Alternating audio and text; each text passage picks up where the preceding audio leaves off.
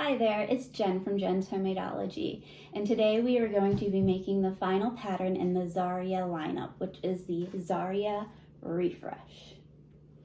The Xaria Refresh can be made in either fabric or clear. It has two options of a short handle or a long handle for wine bottles. It has a front clinch and your single clinch or a double clinch.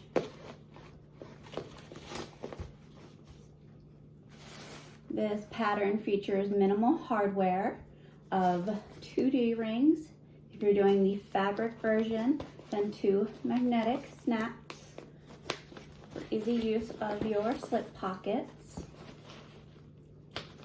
And then a drawstring and a toggle tether, and then you have an optional to use bell stops, or you can go ahead and knot off the ends. Since this pattern features a handle, there are multiple ways to carry this make, either by the handle or with a strap.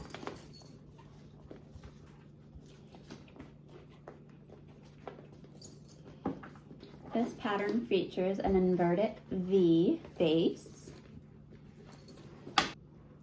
In today's tutorial, I'm going to be making this Xaria Refresh with fabric and the long handle, along with walking you along the steps of the instructions that cover parts of the clear. So I will be showing you the binding over your clear panel, along with attaching your clear panel to your drawstring panel. And then I will also cover both of the drawstring casings. So you will see the making of a single drawstring casing and then the double drawstring casing. We're gonna walk through our pattern pieces and materials needed in order to make the Xaria Refresh. For hardware, you're going to need 2 sets of magnetic snaps. You have the option of using cord covers or little stoppers. I have 2 different colors picked out because I'm not quite sure which I'm going to want to use with this print yet, but I'm going to use 2 of them, so 2 sets. And then I also have a toggle for a clench,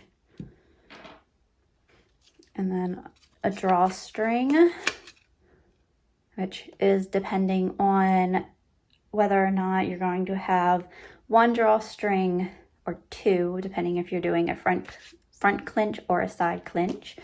This makes going to be a front clinch, and then I'm going to show the side clinch on the clear that I'll be doing. You will need piece A, which is your drawstring panel, and you'll need 2 of those. Piece A1, which is your drawstring panel lining, cut 2. B, which is your exterior main panel.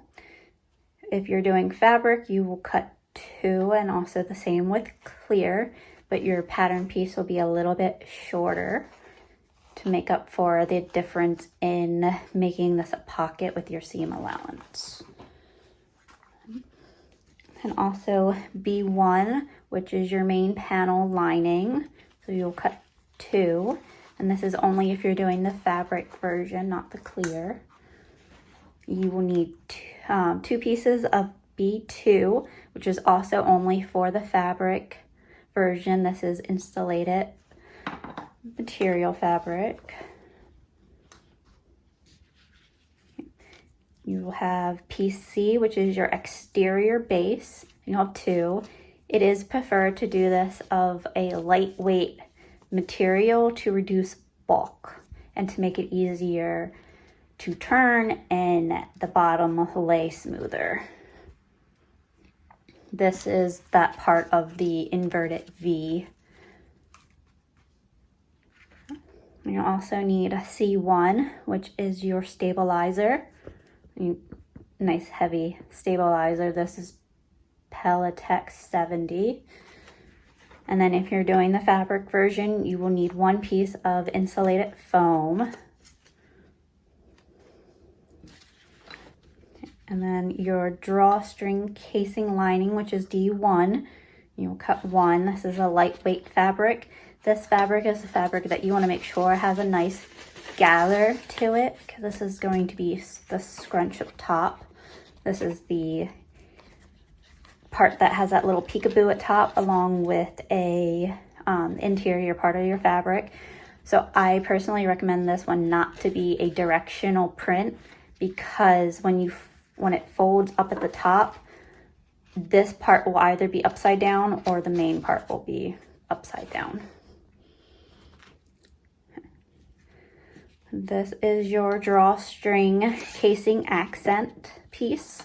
This is the exterior part where it clinches. So again, you want this to be of a scrunchable material and something that's lightweight. This is for the front clench. If you were to do the side clenches, you would need 2 pieces of D, which will be the one that I'm going to do for my clear. And then 1 piece of E, which is your grab handle. And it has 2 different measurements. The longer one's for a wine bottle holder and the shorter one's more for water bottles. But you can cut either depending on your preference. And then piece F, which is your D-ring connector. There's 2 sizes to choose from, which one of them is for 1-inch D-rings and the other one's for 3/4-inch D-rings. So you need 2 D-rings and then 1 tab that you'll sew and cut. There's also stuff for your strap. So you would need webbing for how long you would want it, and then you need 2 swivel clasp and a slider for your strap. And then if you are doing the clear version, you will need bias tape that will cover the top edge of both of your panels. So it's cut 1 long that you will cut into 2 pieces. And now we can move on to our sewing machine and get started. For your strap, you will need your webbing per size of the wearer, your 2 swivel hooks, and a slider.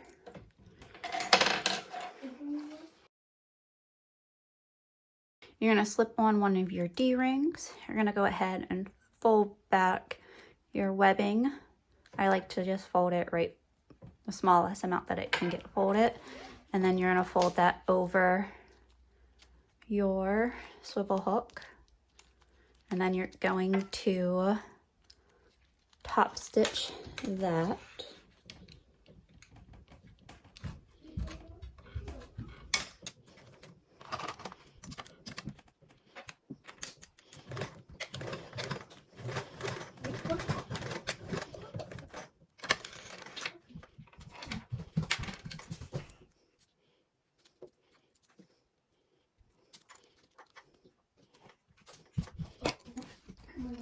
And then for your other side, you're going to go ahead and slip on your slider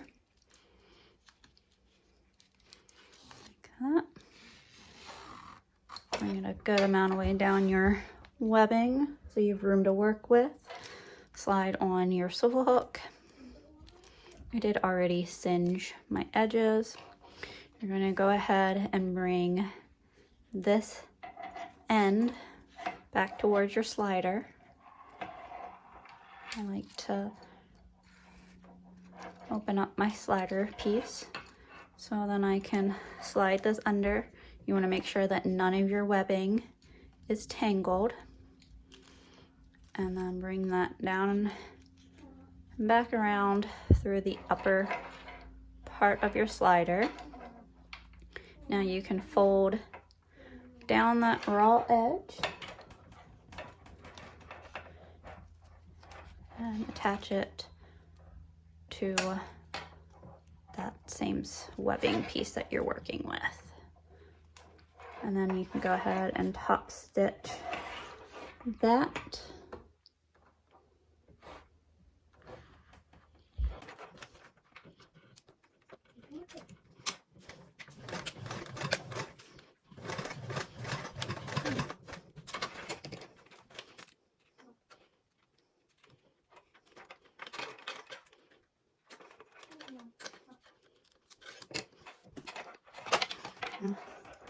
Quickly singe my little bits of my thread that I still had from snipping, and that will help seal it into.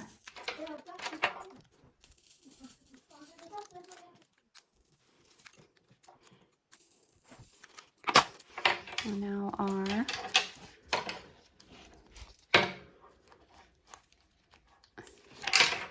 now our strap is complete. You have a logo tag. You will attach that to your exterior base B per the steps of step 2. I do not have a logo tag, so I'm going to go ahead and skip over that. Now we're going to move on to step 3, which is for the fabric version only. So if you're doing the clear, you can go ahead and skip to step 6, unless you want to use the rivet snaps for your make. But with the structure from the clear vinyl, you really don't need that snap. It's kind of if you want it for it. So, but it is an option. For the fabric version, you will need your drawstring panel exterior, which is your 2-piece A's. And then also your 2 pieces of B1, which is your main panel lining. We are going to go ahead and make our markings onto our pieces. You can either use get the marking placement off of step 3, or you can take your pattern piece and use it, which is my preferred method. I go ahead and take my washer and line it up to the middle, and then make my markings.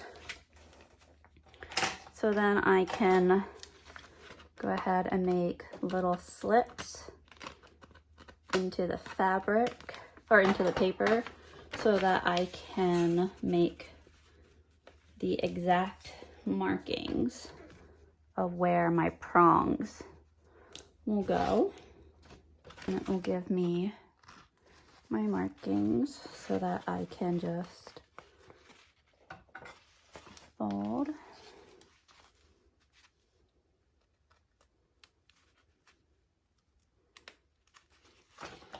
Make little snips. And then that will be perfect. So I can just slip in my magnet. I'm gonna go ahead and repeat that for my other main panel.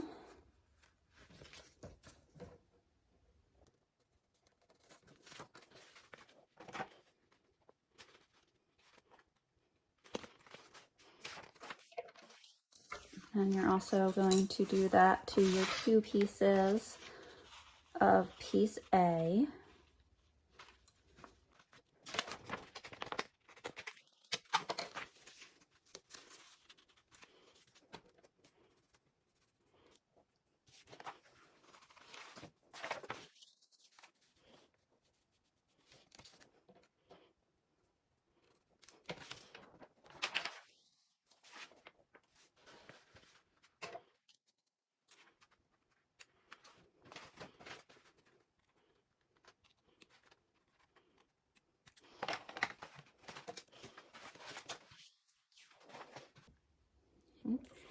We are first going to put our magnets on our piece B1s, and you are going to go ahead and attach the male snap through. If you have fabric that frays, you want to make sure that you place a little bit of fabric glue or the fray check. I always put fabric tack on, even if I'm not using a material that can fray, just out of good practice. And then I have little pieces of stabilizer that were left over odd cuts, so little scraps of stabilizer that I put down before I put my washers on. And then you fold out your pegs and then put masking tape over it.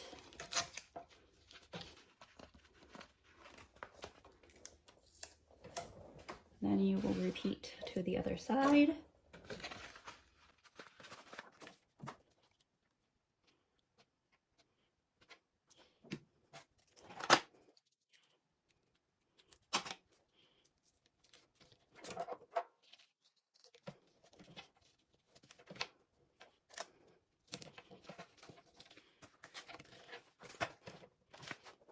Now we're going to repeat the same thing with our female snaps to our piece A's.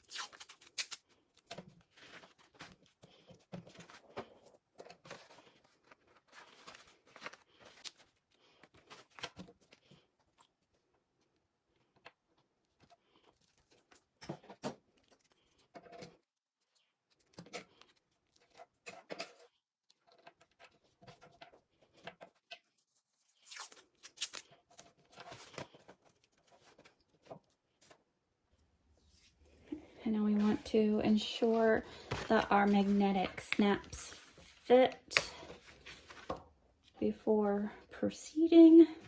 Just want to make sure that when snapped, that they line up.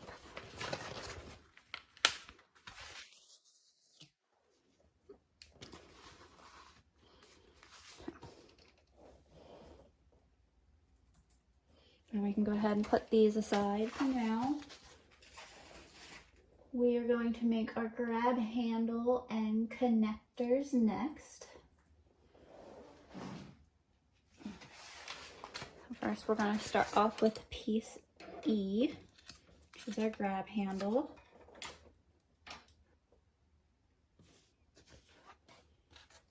And then with the wrong side up,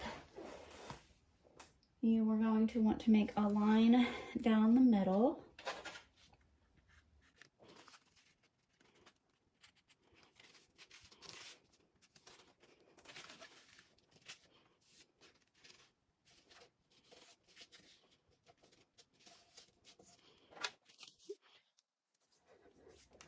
And we are going to place double-sided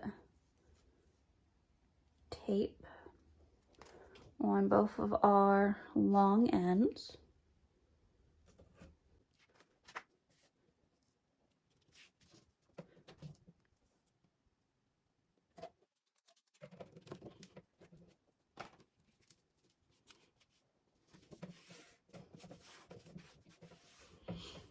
Now we're going to remove this tape and then meet it to that center line.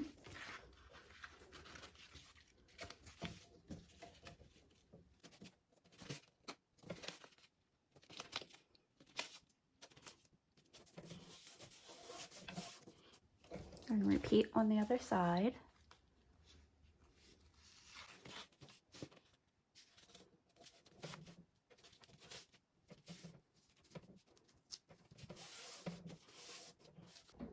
Now you can either lay another piece of double-sided tape on one of the edges, or you can just fold in half and clip, encasing that the raw edges are in the middle and closing them in.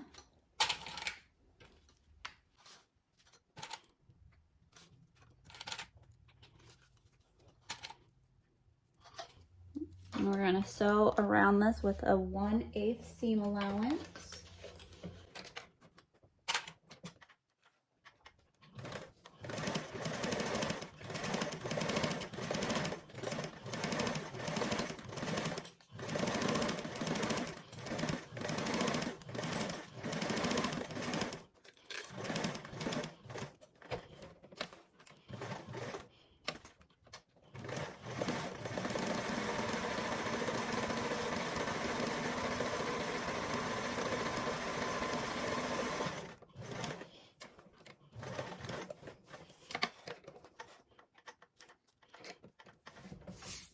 And then our grab handle is completed and you can set aside for now.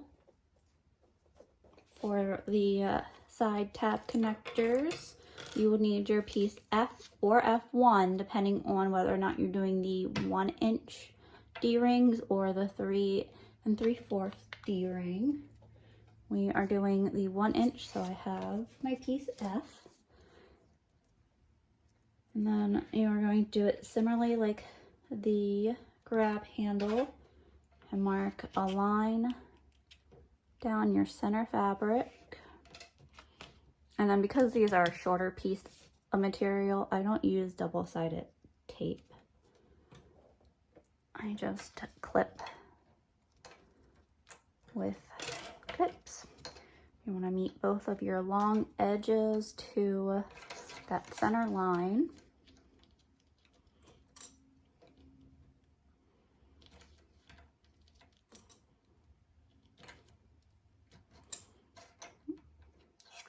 Now you're going to top stitch around this with a 1/8 seam allowance.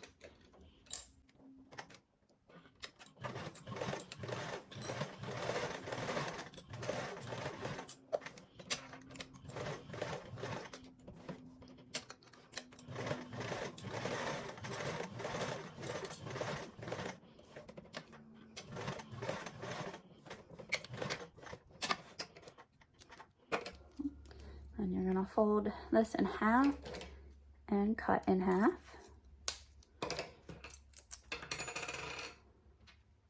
And place your D-rings in. Fold. You can use a clip real quick to hold into place. And then I'm going to go ahead and baste these together.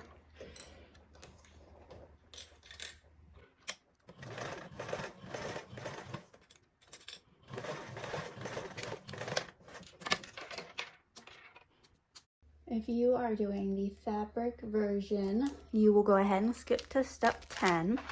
I will go ahead and cover the panel assembly for the clear of step 9. So you will need your pieces of clear vinyl and your bias tape cut into 2. I'm going to go ahead and just use pre-made bias tape and cover the top edge of my vinyl.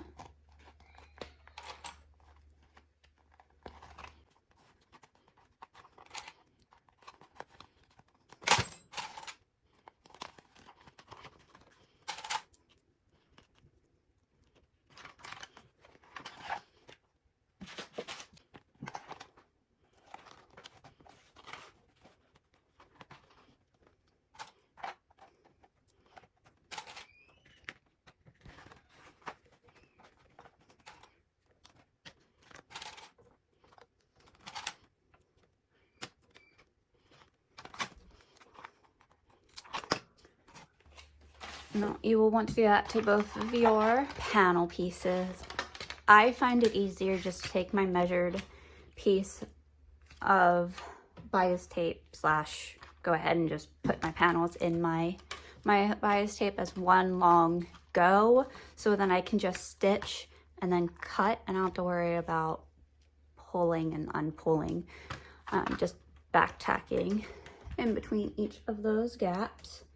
Now we're going to go ahead and sew along the bottom with a 1/8 seam allowance, and then you can technically say the perimeter, because you also want to do a 1/8 seam allowance across the top of it too.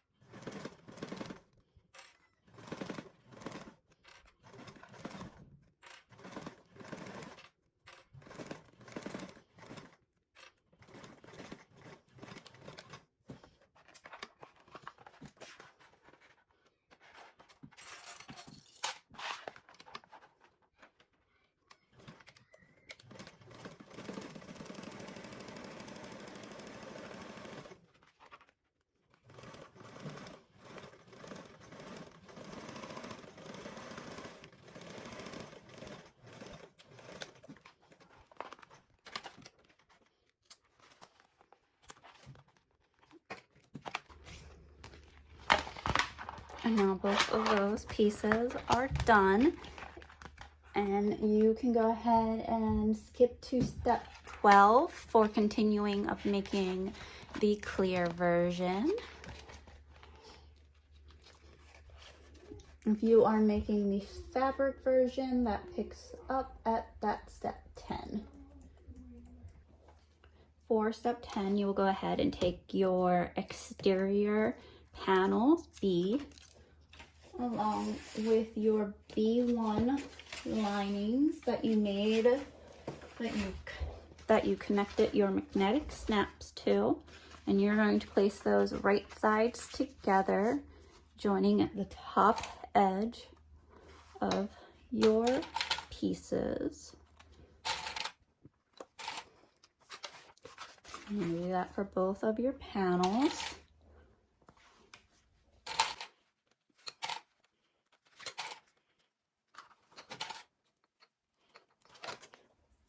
And we're going to sew these with a 1/4 seam allowance.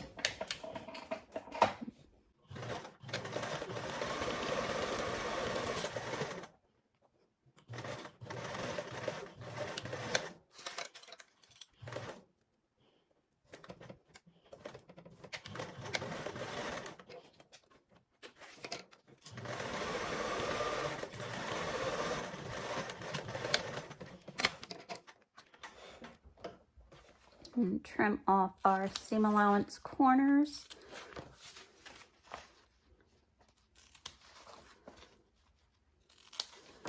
And then turn right side out.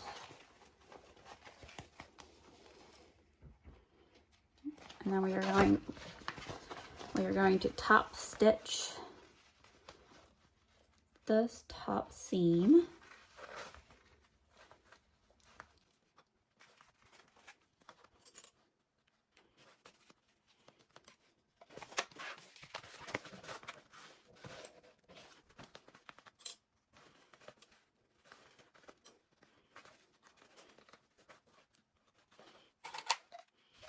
Now that I've turned out both of my pieces, top stitch each of them with that 1/8 seam allowance.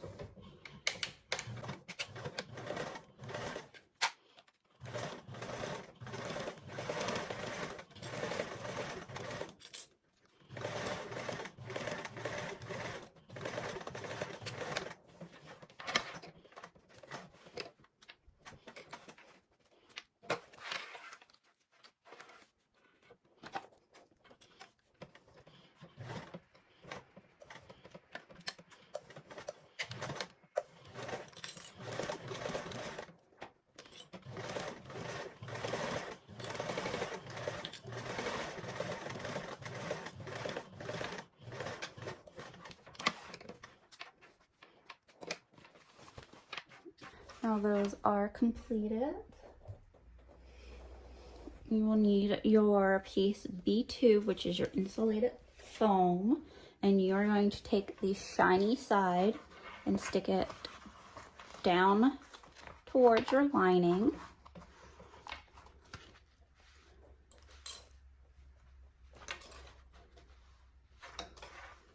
We're just going to flip that around. You don't want to baste it quite yet. And same thing with this. Shiny side down towards your lining. So right side lining, shiny.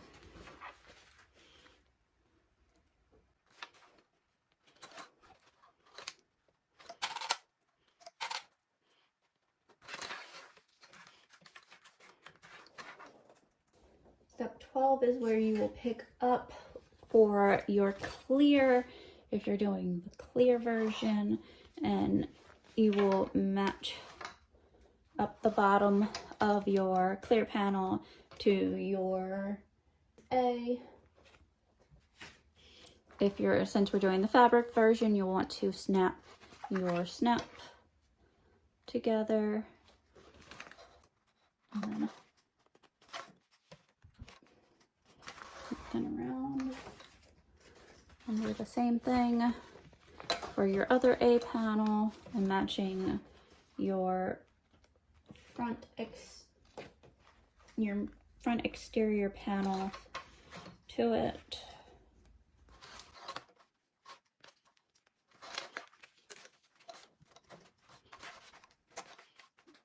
Now you go ahead and baste around both of these.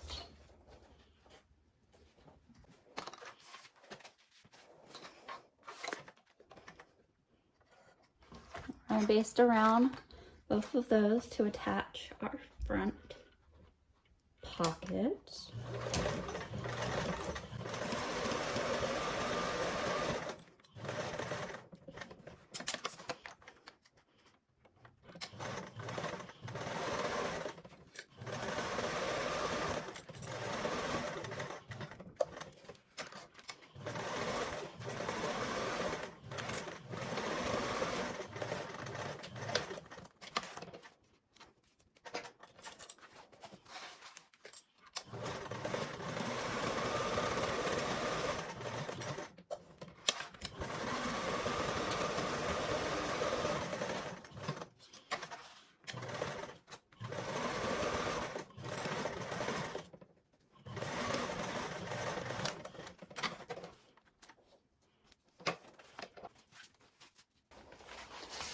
Now those are done, I like to quickly ensure that my panel seam height is the same.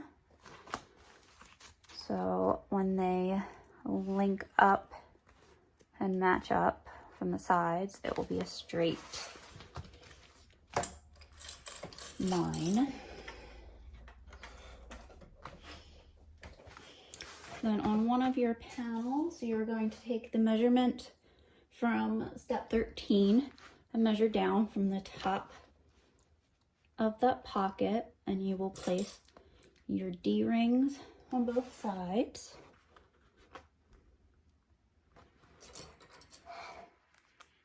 And then you will baste those in place.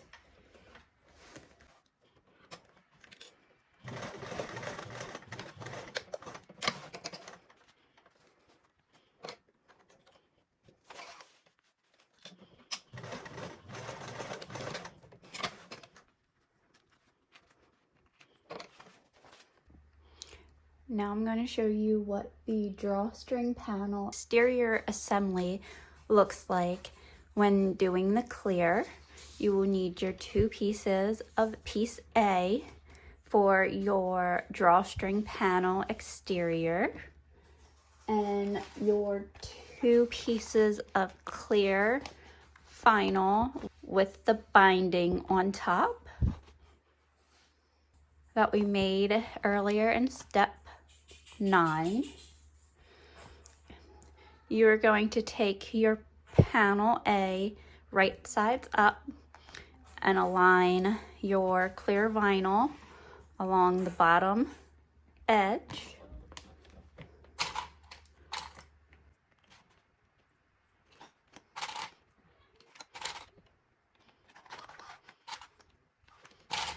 And along the sides, and you will want to do this for both pieces just to ensure that your vinyl doesn't slip while sewing. And since you'll be doing the same step twice to attach your vinyl,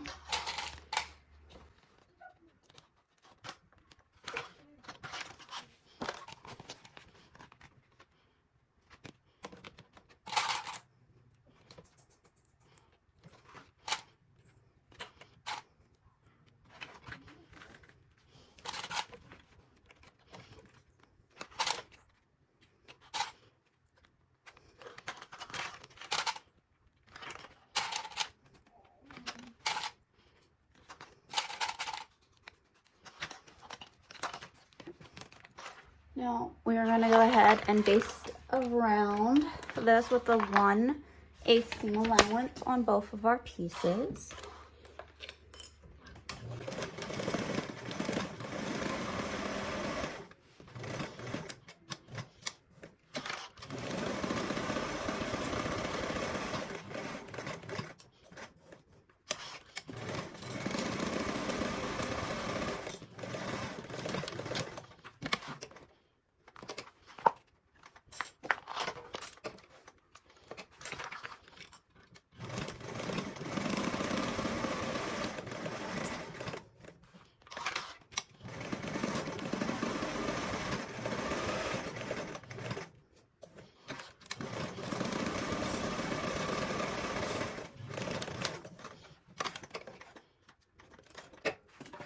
Those are both of those panels. And then you will attach your D-rings per step 13 measurements.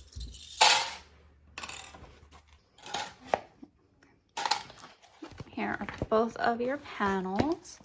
And then on one of your panels, you're going to go ahead and attach your D-rings per the measurement in step 13.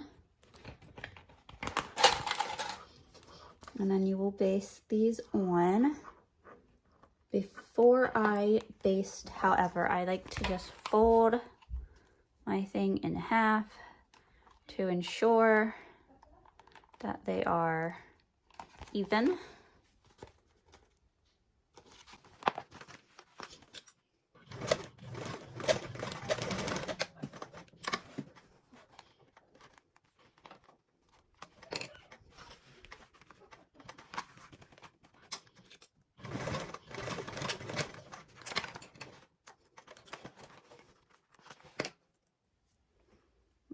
Now that's done, and all the steps from here on out are the same for both the fabric and the clear.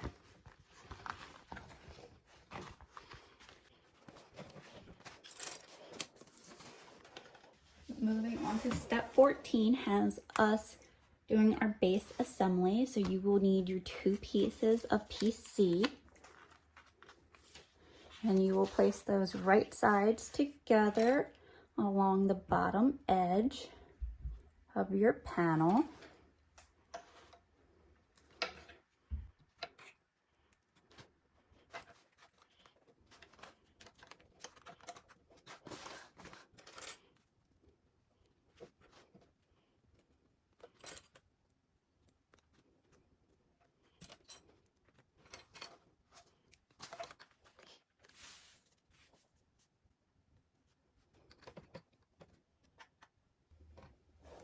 Now we're going to go ahead and sew these with a 3/8 seam allowance.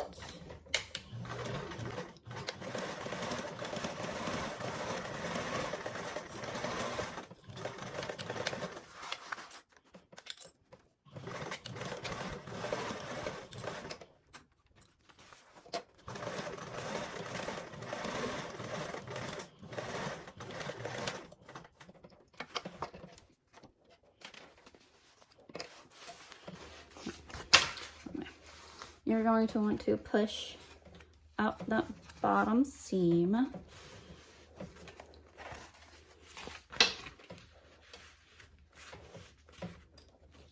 Towards, so you're going to push it up towards your main panel.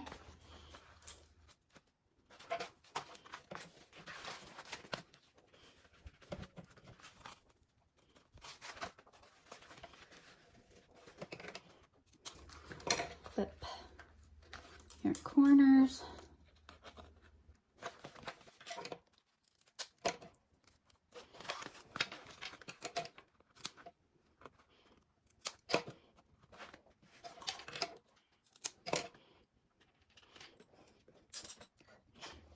With that seam pressed up towards your front panel, you're going to want to sew along or top stitch along that top panel with a 1/8 seam allowance.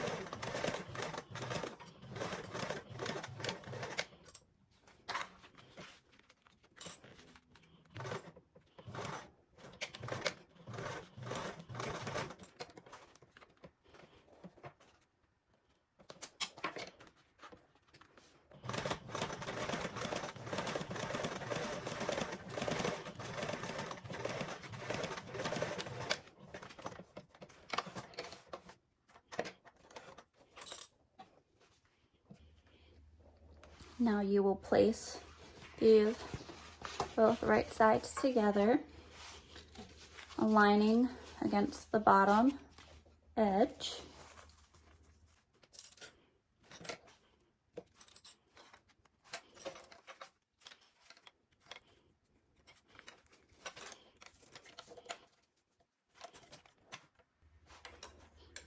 And you're going to sew this with a 3/8 seam allowance.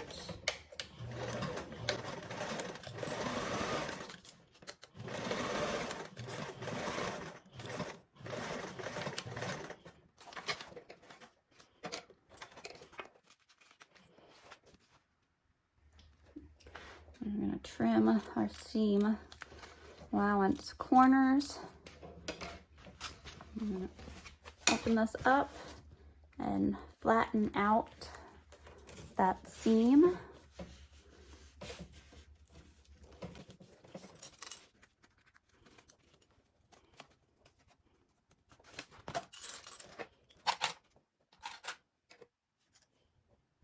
You will want to then top stitch both of the sides of this seam with a 1/8 seam allowance. And while you sew, you want to make sure that that seam is pressed flat and open.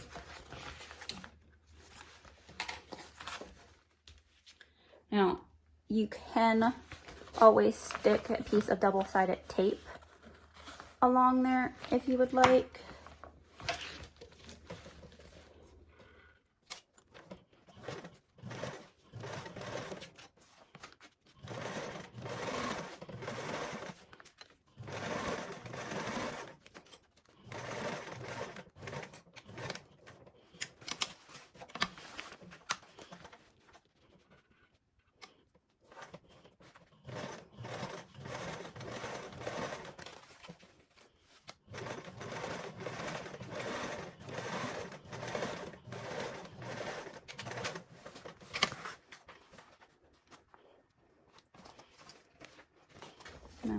Now that is done, I'm going to go ahead and fold your panel in half with right sides together. You want to make sure that you're matching up your seams to your pockets and the top of your fabric, and then working your way down. I stop about halfway through and then I'll flip over to my other side and match up my panels, the top of my fabric, work my way down again. And then once again, stopping about halfway. So then you can pull open your panels and separate, and then push down this seam.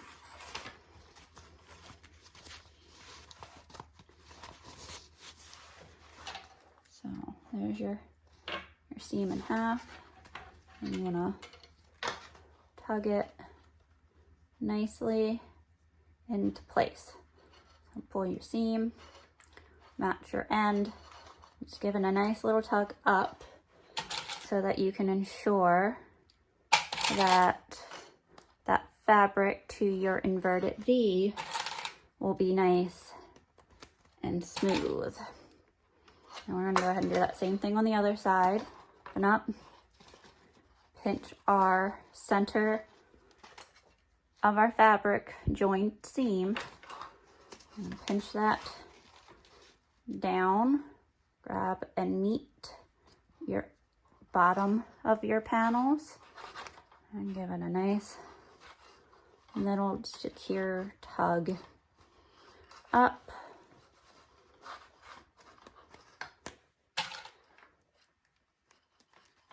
And then secure with clips again.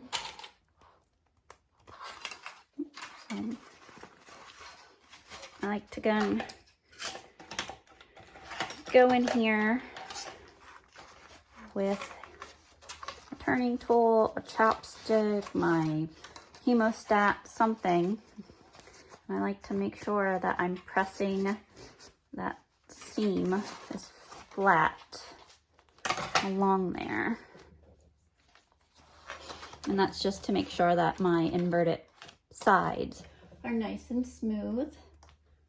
We are going to go ahead and sew down both of these sides with a 3/8 seam allowance.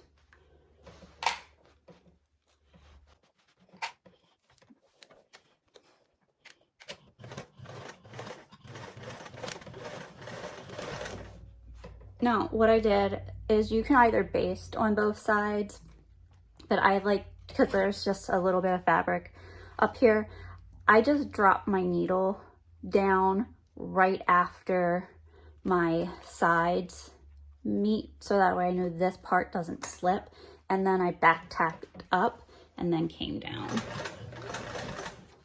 So I'm essentially holding my sides together and back tacking within all one go.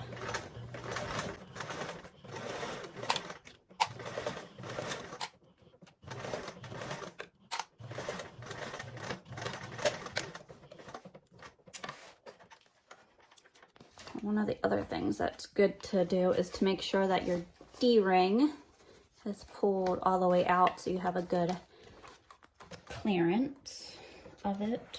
I'm going to do that same thing again.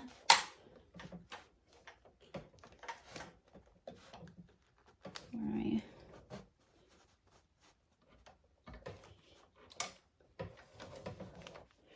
Drop my needle in and then back tack.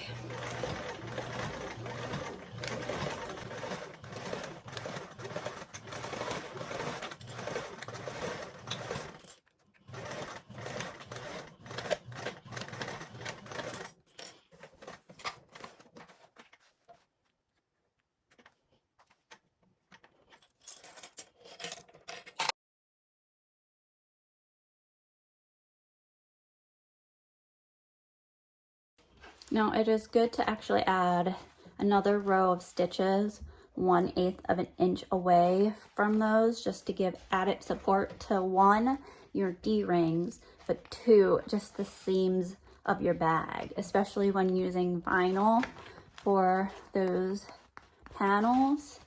It will help hide those stitches because it will give it more strength.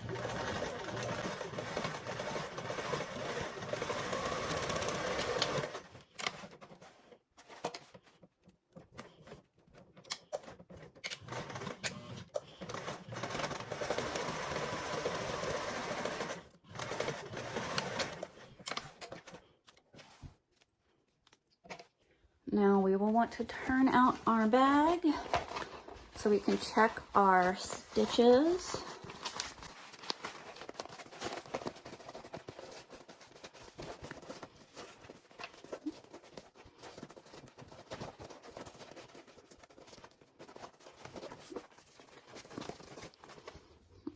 Loosen that up nicely.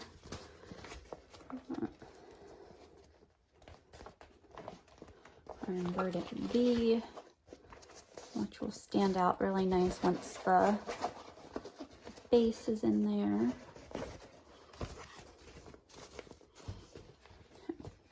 Now for the interior panel. For step 18, we are going to be moving on to the interior panel assembly. So you will need your 2 pieces of A1, which is your drawstring panel lining.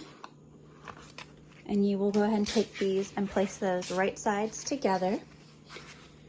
And you will then take the markings that are stated in step 18 on the long side edges of your pieces, on just one of them, whatever side you're going to sew with the wrong side up.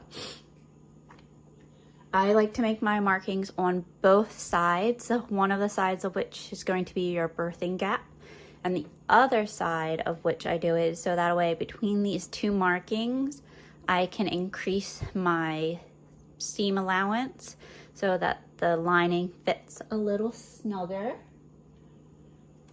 So we're going to go ahead and clip these 2 together. I'm going to do my thing with double red clips so that way I know that they are my stopping points.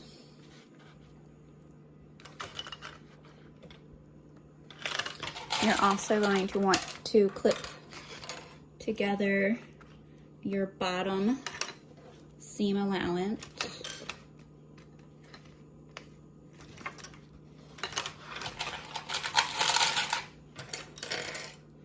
And also your other side. On this side, I'm going to sew all the way up along it, just increasing between those 2 marks. You're going to want to sew with a 3/8 seam allowance.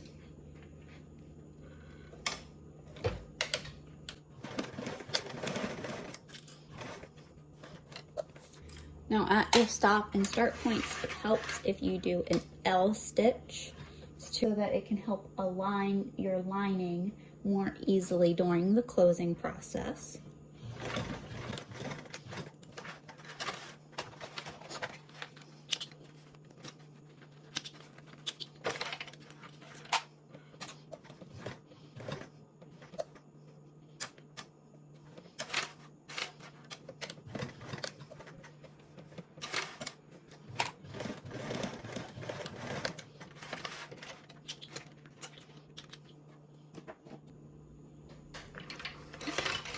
And then you're gonna go ahead and sew the other side with that 3/8 seam allowance.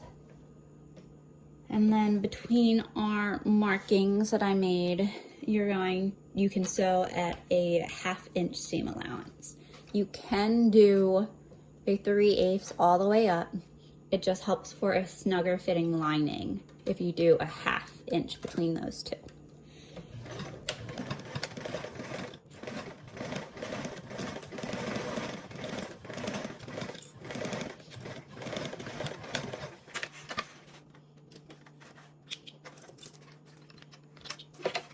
And then we're going to sew across our bottom with the 3/8 seam allowance.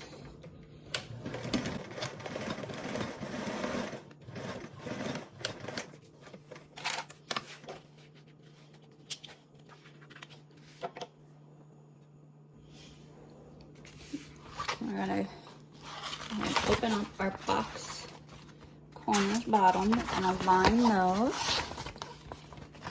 So you want to align the center point of those along with the sides. I'm gonna clip those together first, and then you can press open your seams to your side and then also to your bottom. And align that. Okay. And then repeat on the other side.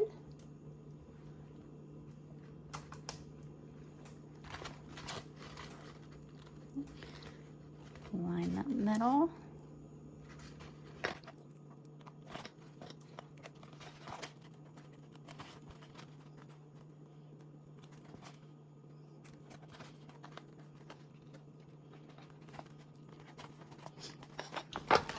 Now we're going to sew these each with that 3/8 seam allowance.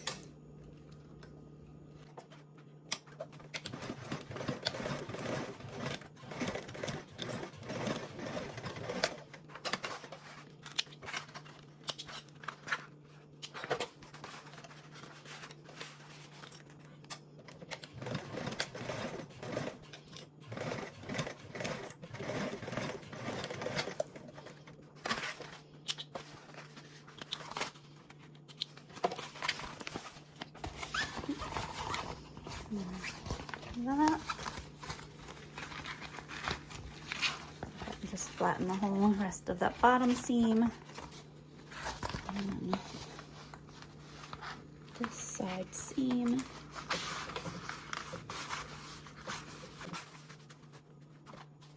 No, and then also to make the birthing gap easier to line up, I like to fold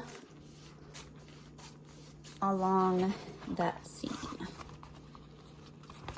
When you have fabric like the twill, your seam allowance line stays.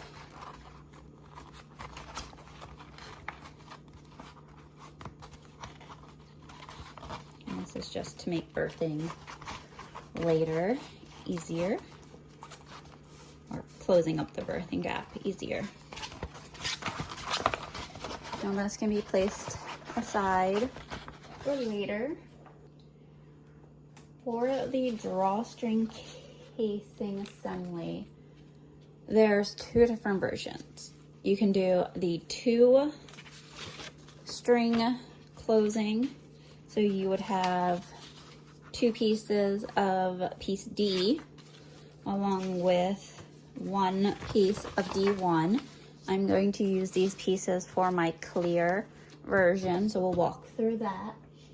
Or you have the 1 piece of DD, which is the 1 front closure, and then you will have that 1 piece of D1. So the D1 piece is consistent between a 2 clinch or a 1 clinch. So you will always have that D1 piece, which is the little part up the top that peeks out a little bit, and then your interior lining. So I like to use a solid or a non-directional print for the D1 piece. To follow along with the instruction order, I'm going to do the two clinch version first. And then on the wrong side of one of your piece Ds, you are going to want to either take the measurements from step 20 and measure, or take the markings from piece D.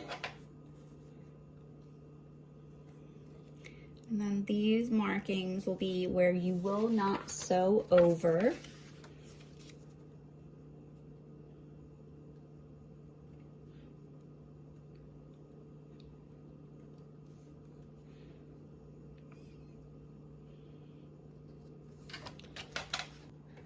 Once you have marked your points on your fabric, you're going to go ahead and take your other piece D and place those right sides together. If you are using a directional print, you would make sure that this is the bottom of your print and that's the top side for each. So your markings will be on the lower portion of your fabric.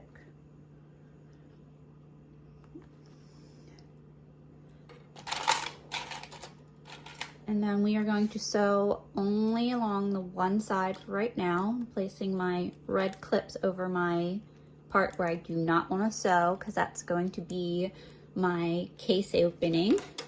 We're going to sew this side with a 3/8 seam allowance, skipping over that marking. You do not want to do an L stitch over it.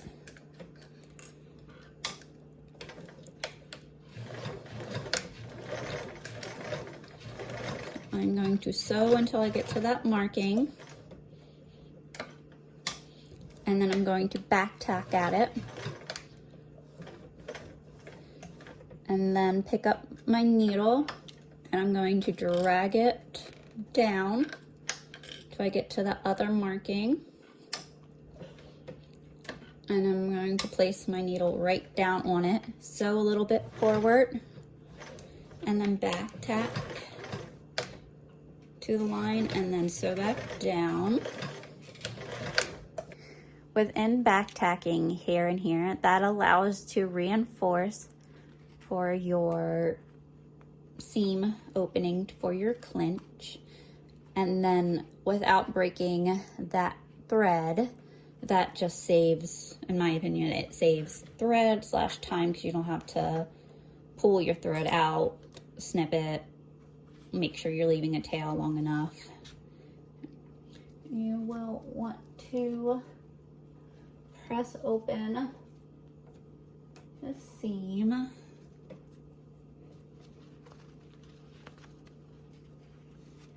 Following the instructions for the double clinch, for the 2 clinches, you would get to step 23. But I'm going to go ahead and set that aside and do step 22 for the front clinch, so you can see the 1 cord. So you take your piece DD, and I'm going to use the pattern piece because it has the markings. So then I'm going to go ahead and on the wrong side of my piece, D, I'm going to make my marking so I don't sew in those spots for our 1 encase marking.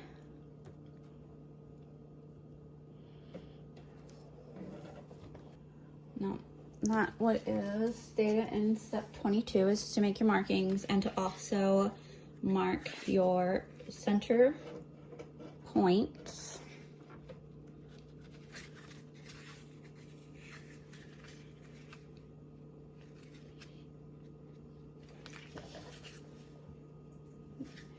Now, step 23 is the same for both the double clinch and the single clinch.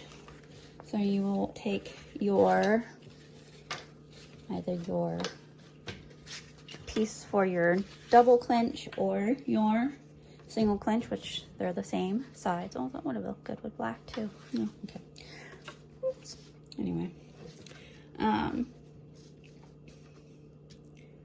We are going to take these and attach them right sides together along the top edge. So if you are using directional print on these, which I would recommend not to do for this, since this is one that will have a little bit of fold to it and a piece of it would be upside down. But if you did do a directional fabric for this or this, then you would want to make sure that they are both facing the right way. So both at the bottom of the fabrics would be on the down, and you would be facing the top of the fabrics together. I guess technically I can show you with this. So this is the bottom of the print and everything stacks up. If this piece was this and this was your other, you would just them together.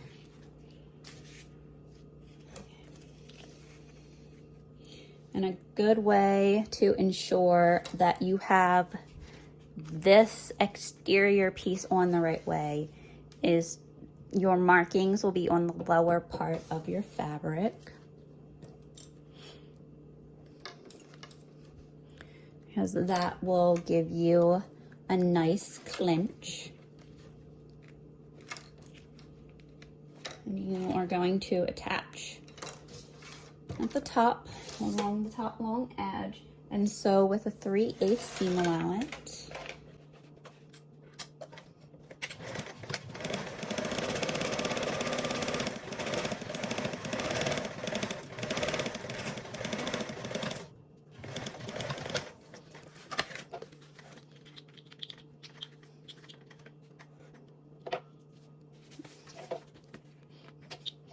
Now you are going to flatten open the seam. You can give it a good press with an iron or finger press it.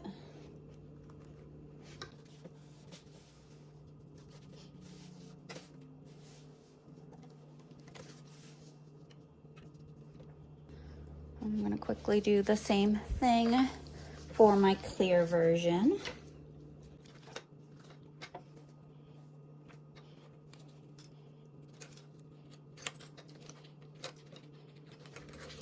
And then with the double clinch, you're going to want to make sure that this seam is pressed open when you sew it. It will make threading through this opening easier.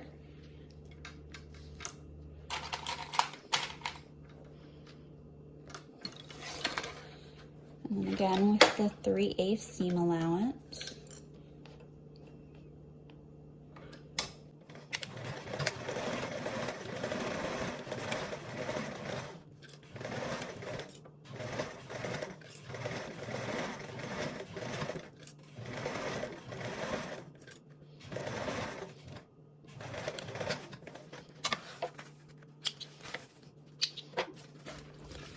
And then you'll also want to press open this long seam.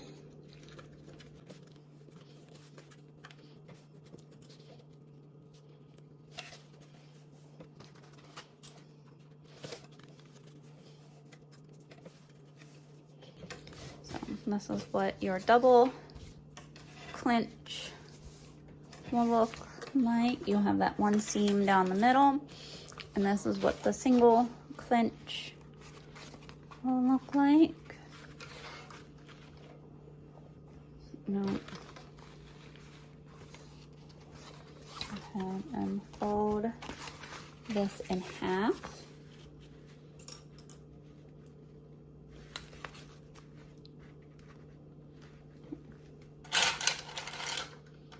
And then we won't want to sew over our case opening marking, so right there.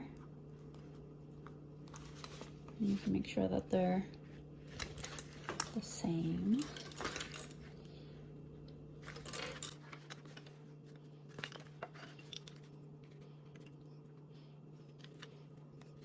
Making sure that the seams line up.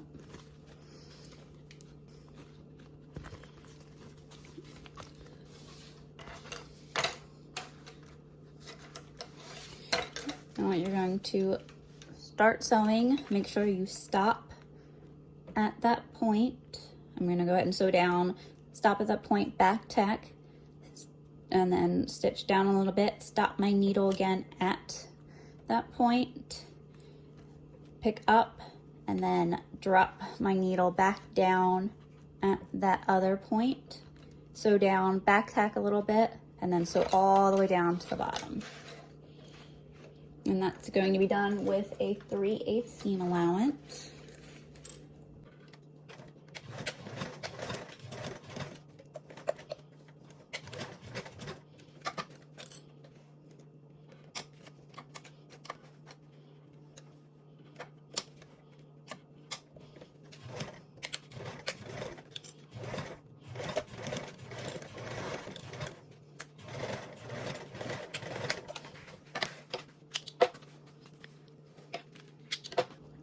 double check that you did not sew over your cord opening, that you had your seams pressed open on both sides, and that this pressed flat.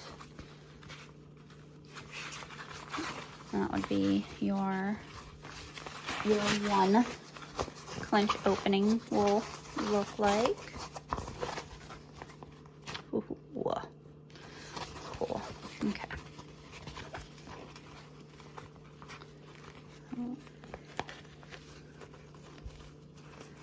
There's the one. Okay, now I'm going to show you what the two cord clench would look like, which I'm using for my clear. Again,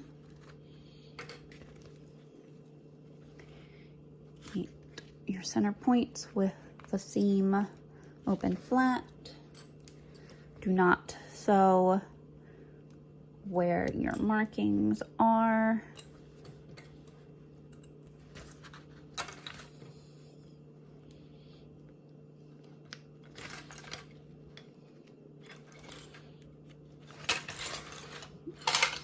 I'm going to repeat that same thing with the 3/8 seam allowance.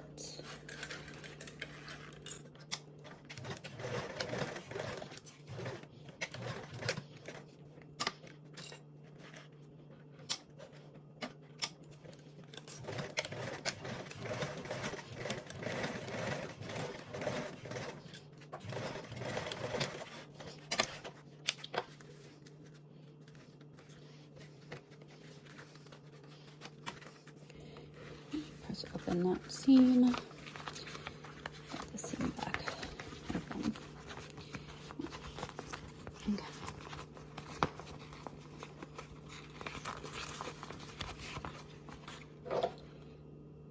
So you will ensure that you, yet again, not sew over that opening. And you can check to make sure that you're happy with your stitches and alignment. There's your one opening, and there's your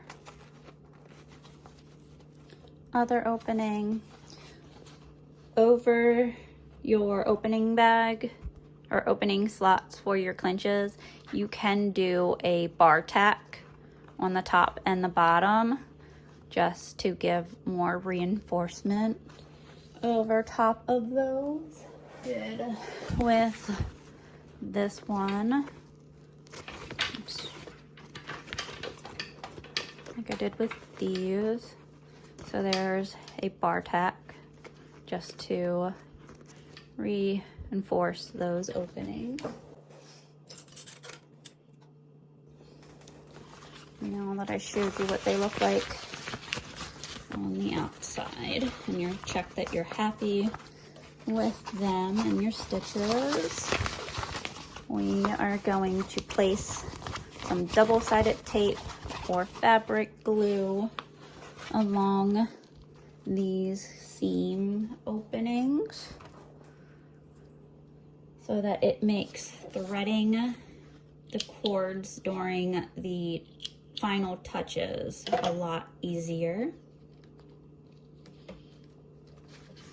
I like placing my tape on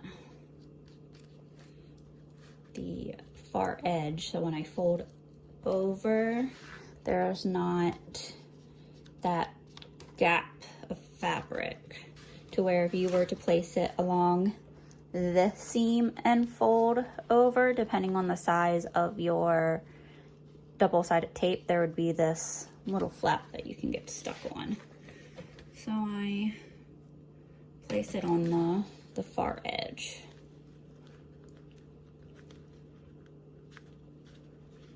I'm just using 1/8, and then you can fold that over. So then that keeps that open, and then when you're threading, you don't get stuck behind that ledge. That would be the one. I'm gonna do the same thing on my two-sided opening.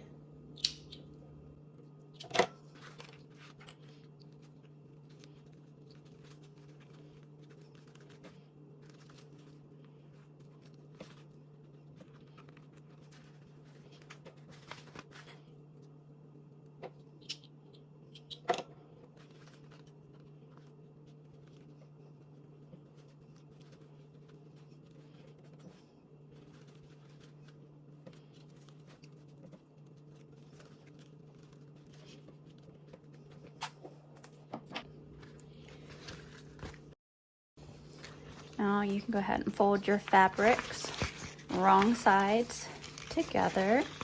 I'm going to hide all of your interior seams.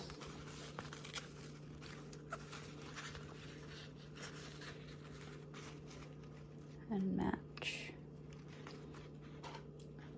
match your join edge with those seams pressed open.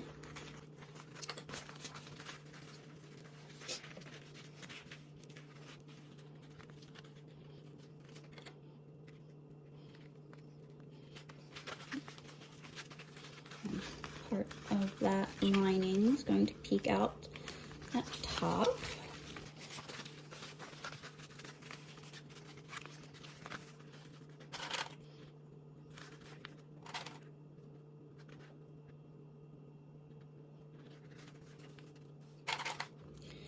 And then you are going to want to baste around this bottom perimeter with a 1/8 seam allowance to stop and to help from everything from shifting.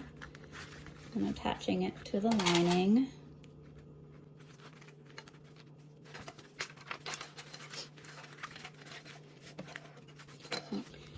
A nice press with your iron will really help that seam stand out. I'm gonna get both of my pieces ready, the 2 drawstring and the 1 drawstring, again with meeting that joined side piece first.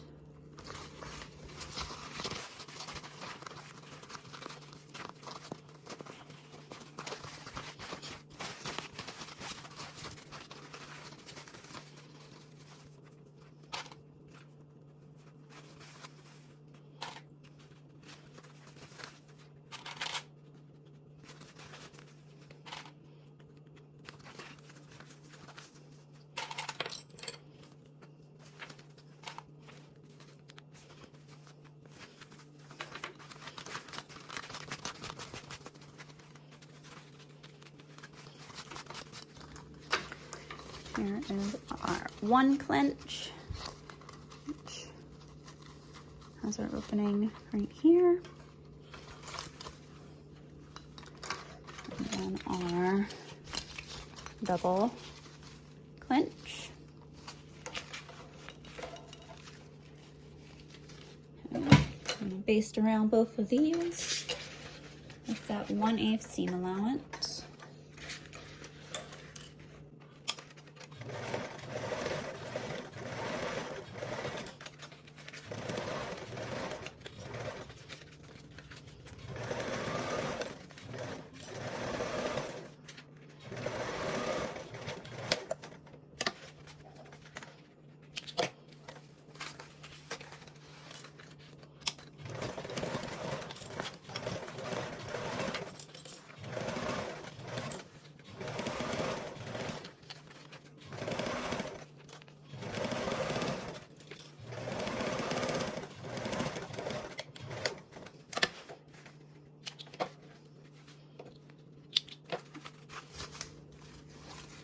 Again, the 1 clinch and then the double.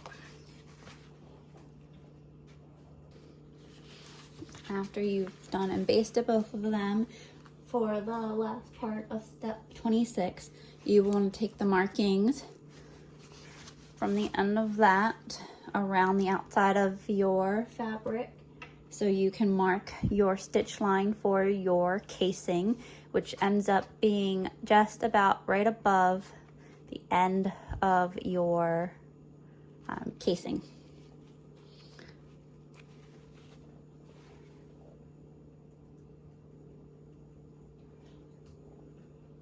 So for the grab handle, I'm going to show you what it looks like for both the 1 and the 2 clinch, along with a short handle or the long handle. Long handle is great for wine bottles.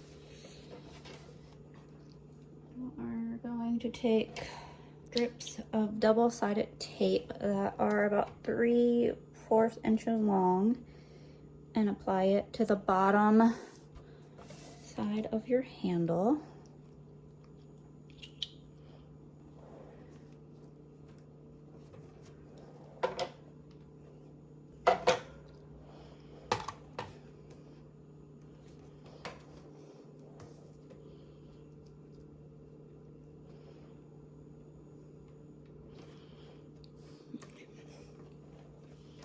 Now we are going to go ahead and turn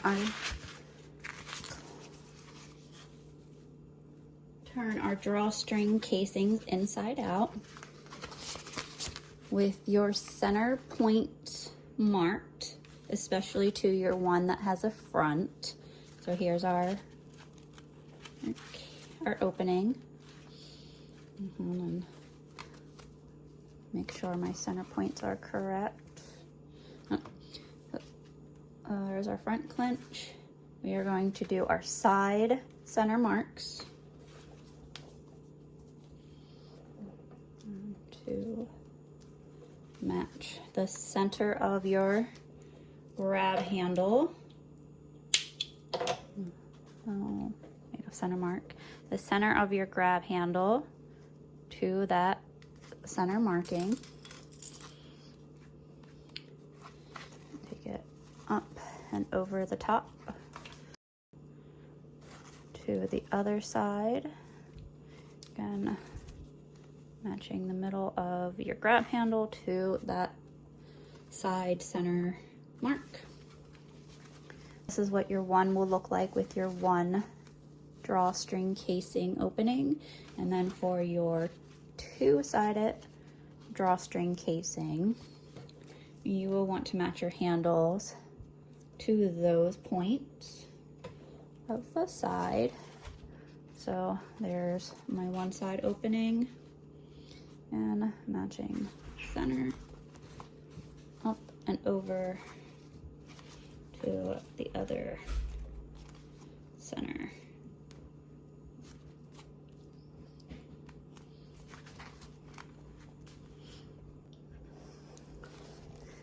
And then our handle is matched to our two sides for the double clinch. We can base these one.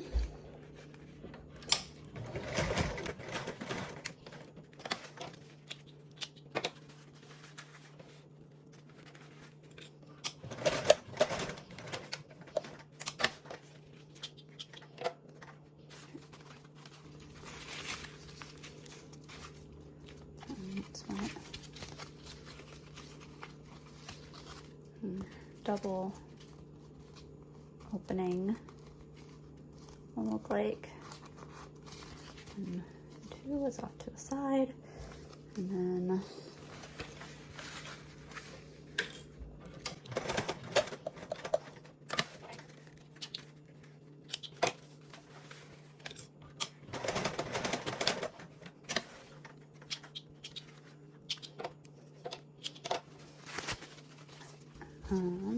that's the front single opening. And did that to show you what they would look like. You want to sew with the lining outwards.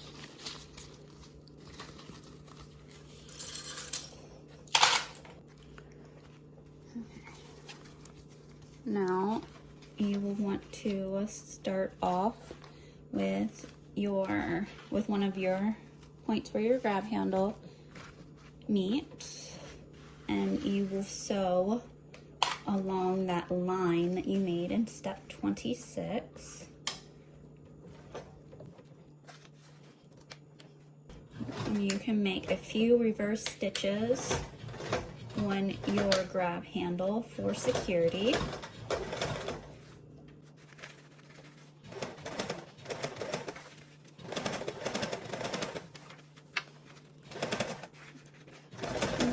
Sew along that line and that your fabric is flat. When you get back to your other grab handle, You want to make sure that that is laying straight and up.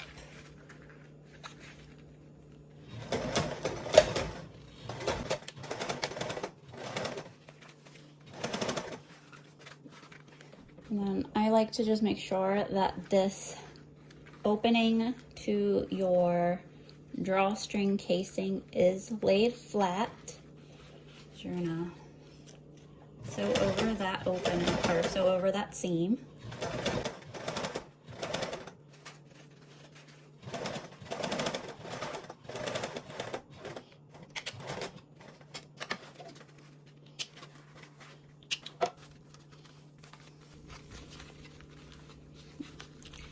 Just double check that you didn't sew over your opening.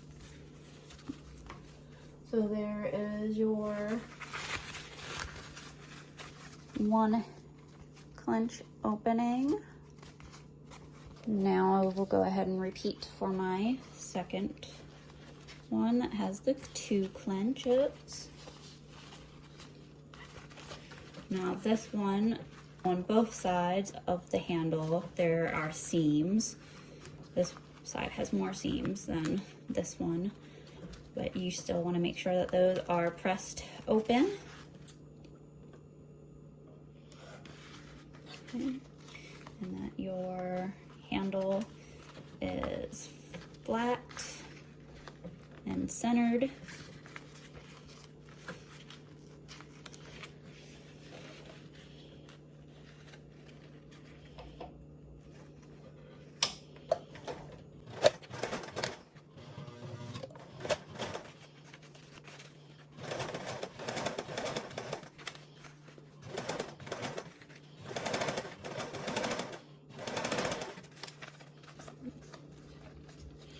And make sure that handle is flat and straight, and that your fabric is flat and the seams are pressed open.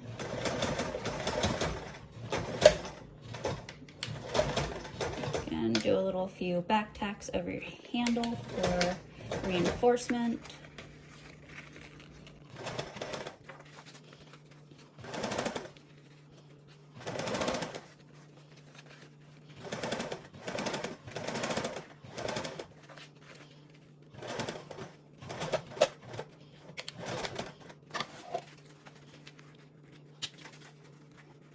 Now, ideally, you would do your top stitching with thread that matched your exterior. But I just stuck with my white, one, so you can see it, and 2, because it matches the panels of my clear nicely. So since there's black and white stripes, I figured that a white line wouldn't make too much of a difference. And then whatever type of removable material, whatever type of removable marking that you made, whether it's heat or chalk or whatever, go ahead and remove that marking. So this is what the handle for the 2 clenches look like. So there's 1 and there's 2.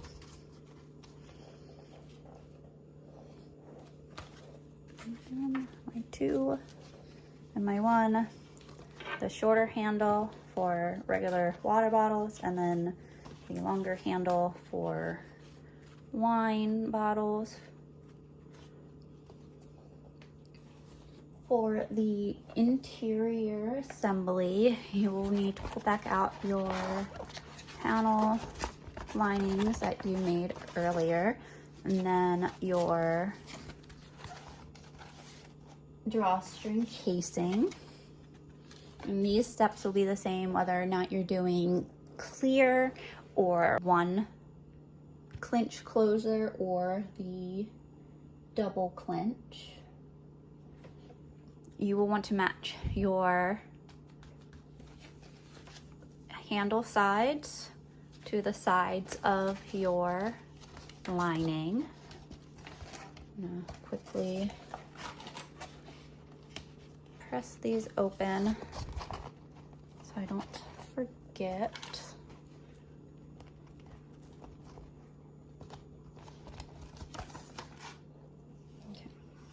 So after you've checked your stitches, you want to go ahead and turn that back so your lining is facing out and your accent piece is on the inside. And you are going to take your lining with the right side and your casing right sides so that you sandwich your handle into in the middle between the casing and the liner.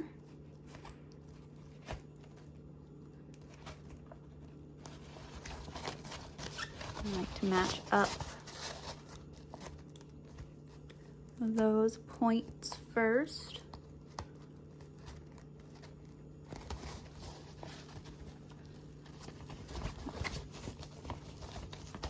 So when you look into your bag, you will see the tip part of that lining, and then your handle will be down in there.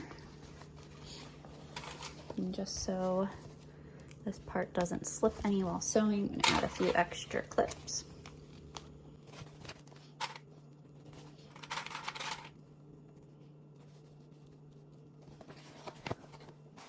And then we can baste around this perimeter with a 1/8 seam allowance.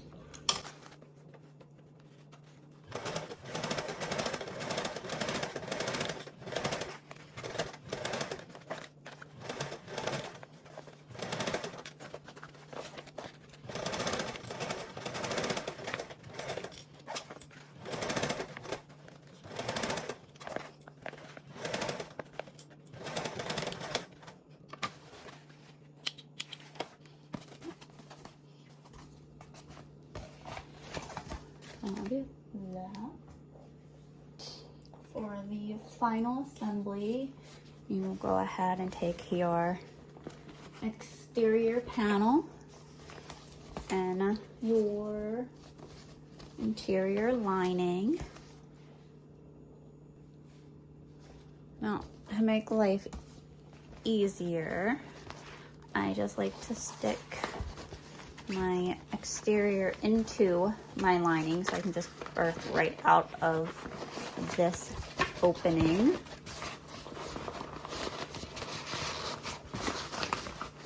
Versus needing to double birth. Okay.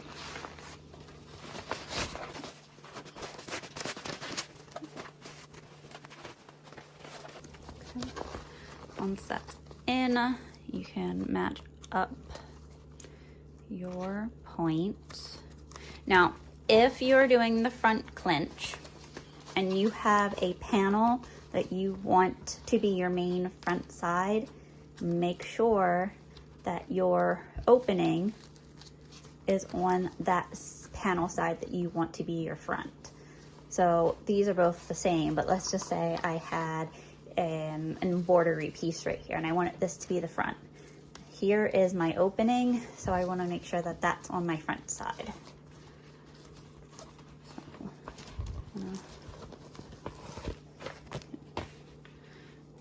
So we are going to match our center points of our matcher seams on the side.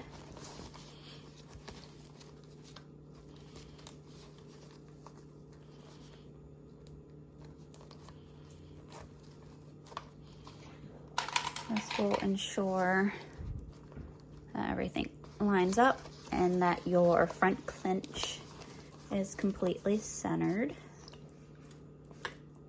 Put a few clips around so things don't shift while I'm sewing.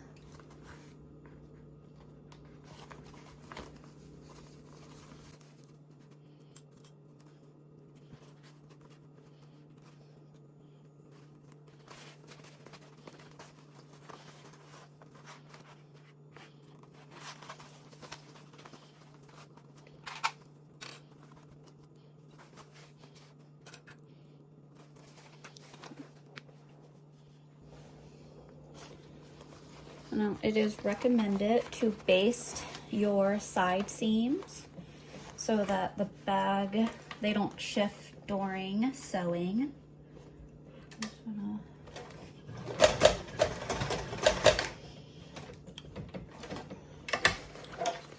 and a few stitches.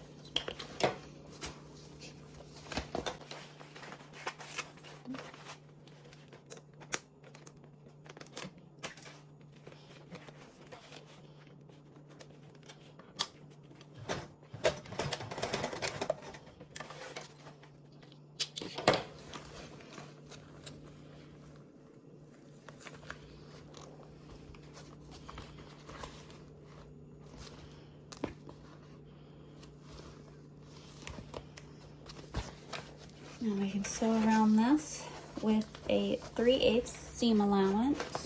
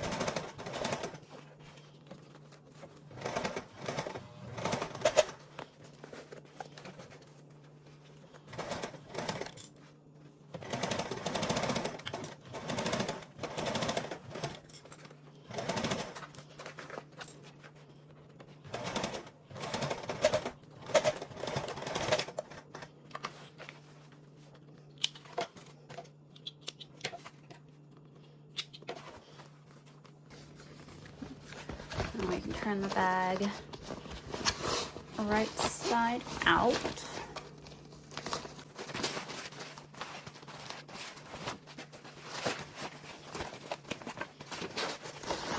And check that we are happy with our stitches, and this is the line that we just stitched.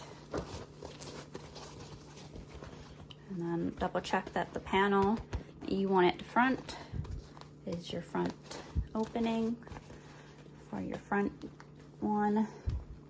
If you did the side clinch, your sides would be here. Make sure your handle didn't get twisted in any of that. There's our interior.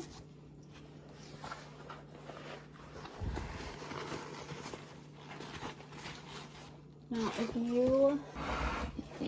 you are doing the installated version for the fabric, you would want your stabilizer, which is piece C1, and then your C2 piece, which is your installated fabric, and place those to where the shiny piece of the C2 is facing up towards where your lining interior will be. And you can baste these two together.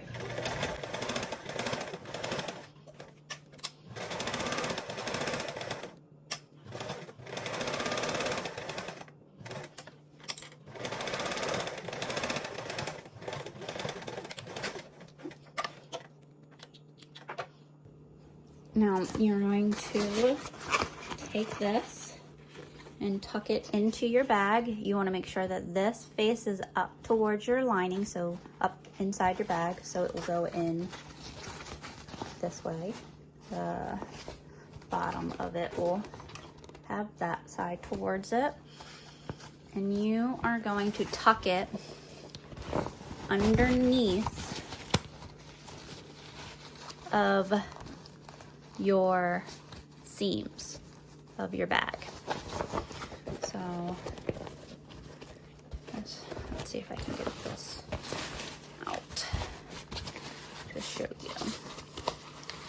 This is the bottom corner of your bag, and you're going to want to get it up underneath this seam so that it holds down and presses out your bag. So right here's that seam that I just showed, and you want to get it underneath that. So I'm going to stick it in like to put it into where one side of it is under it, so then I can just push in the other side. Working it all the way around, and then that gives your bag that firm hold.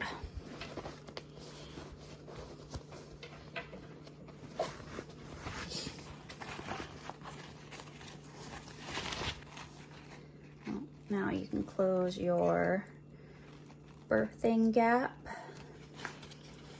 and you're going to sew it closed with a 1/8 seam allowance. You can do the ladder stitch if you want to hand stitch it close, or the whip stitch. Can't think about what it's called, but you can hand stitch this closed so you don't see your stitching. Or you can just do the 1/8 seam allowance stitch. Just make sure that your stitching is the same color as your lining. For the purpose of this video though, I'm going to still stick with white so you can see what I'm doing.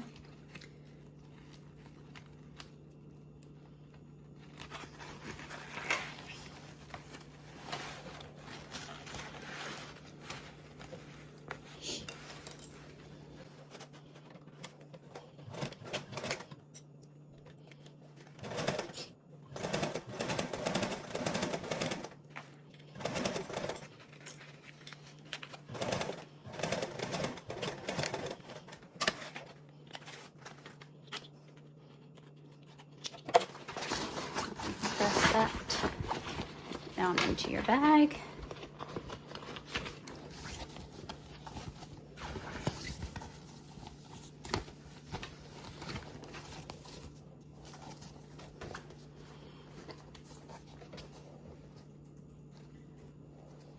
Now for the final touches of our one clinch.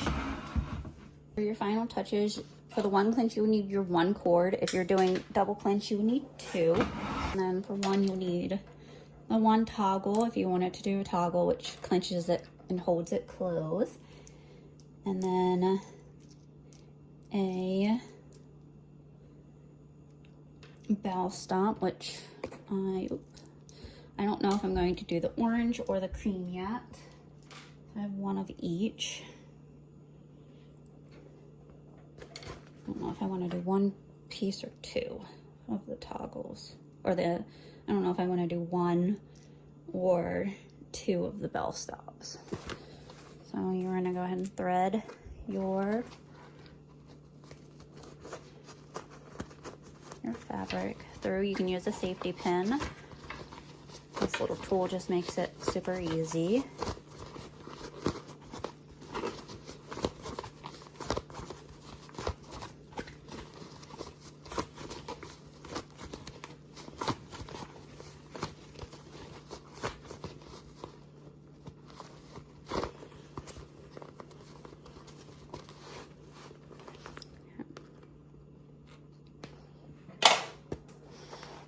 Because I used a nylon cord, you can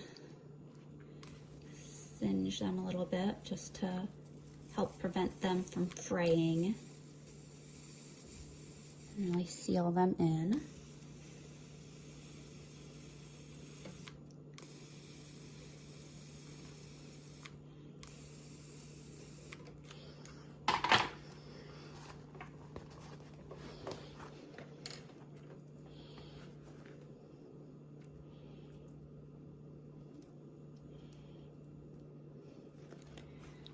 Okay, and then you put your toggle on, making sure that the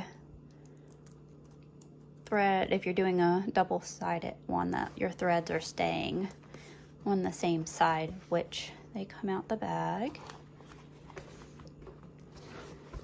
Let's see, do I want one or two? I'm gonna do one.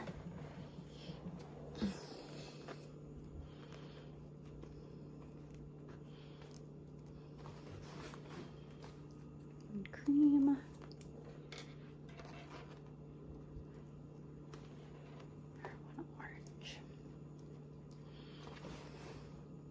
I'm gonna do the cream. I don't like how different color the toggle is from the bell stop.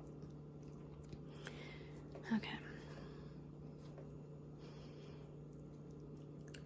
Tie these together so I can hide it in my bell stop.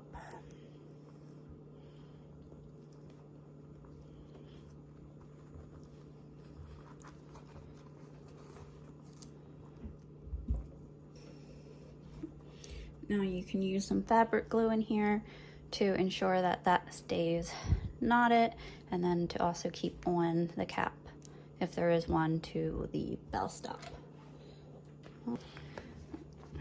Here's the finished version of the fabric Xaria Refresh with a single clinch.